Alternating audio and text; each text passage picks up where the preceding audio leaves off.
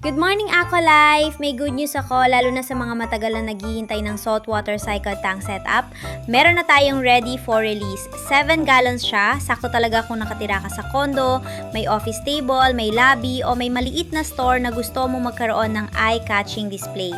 Ang ganda niyang tingnan, promise. Plus, swerte daw kapag may aquarium sa lugar, nakaka-attract ng good vibes, positive energy, at minsan, pati swerte sa benta. At sa murang halaga, pwede mo nang ma-experience yung dream mo na mag-alaga ng Finding Nemo sa sarili mong tank. Isa na lang talaga tong setup na to. And sobrang sulit ng kasama niya, swear. Meron ka ng 3 Perchula clownfish, Finding Nemo, may green wrasse, tapos 3 sea anemone na ang gaganda. Usually, 2 lang nilalagay namin, pero swerte talaga yung makakakuha nito kasi mahal talaga yung mga ganyang anemone. Kasama na rin yung banded shrimp at feather duster, kaya talagang aalagaan mo na lang, kumpleto na. Nakasiya siya from 12,999 na lang. Kaya paunahan na lang talaga mga bossing.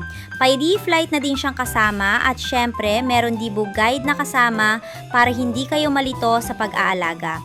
Kung interesado kayo, message lang asin kung sino unang kukuha sa kanya na to.